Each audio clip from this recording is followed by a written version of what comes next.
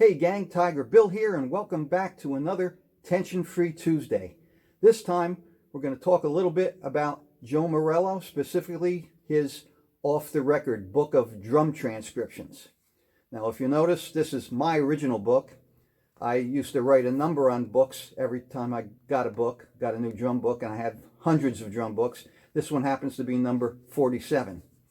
And I'm talking about this in response to a post made by one of our group members, Richard McGuire. And he posted, he's been following through our Newbie Drummer Mondays, which I hope you are too if you don't know how to read music yet, and learning how to read music. And he decided to post a transcript that somebody wrote of Joe's Morello's Take 5 drum solo. And Richard just posted a little comment in there and said, "Hey, Bill, could you read this? Could you play it?" And I said, "Yeah, sure, no problem," you know. And I reminded me of a story that happened to me when I was studying with Joe Morello. So anyway, but before I studied with Joe, I had purchased all of Joe's books because I was a fan. And when I started studying with him, after I was there about a month or so, I started bringing in his books, and this one in particular. And I said, "Hey Joe, you know, could you take me through this this book? You know, with the other books that Joe was taking me through at the time." And he said, "You really want to go through that?" And I said, "Yeah, I would love to." You know, and he says, "Okay."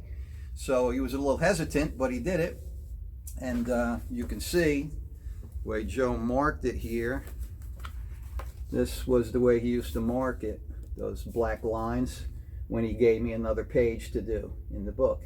Now the pages used to be white. I don't know if you can see that on the video, but now they're yellow. The book's pretty old. It was written in 1966, but it's still a terrific book yet. Anyway, to make a long story short, Joe took me through the book, and I got through it, and it wasn't really. I didn't think much of it at the time.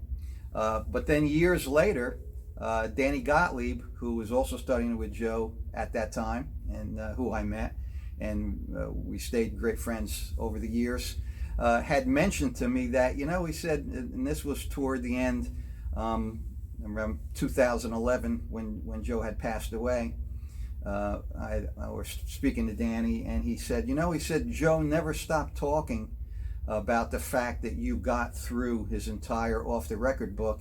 He said he had never had another student that got through the entire book. Now, I just thought that was kind of cool. Like I said, you know, when I did it at the time, I didn't really think a whole lot of it, but at that time, you know, I thought that was pretty cool that, you know, that I was able to do that. And the reason I was able to do that is because I practiced. I practiced all the time.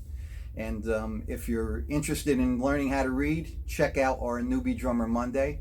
And don't just listen to what I'm telling you on there about the value of the notes, but you have to take books like this, all kinds of books, drum books, go online, Google it online, Google reading music, you know, and just read as much as you can. The more you read, you know, the better you get at it. Like Joe used to tell me, he says, "Hey," he says, "Man," he says, "you know, Tiger, you could read fly shit," you know, and that just means that I could read anything, and it's not just because I was special, it's because I practiced all the time.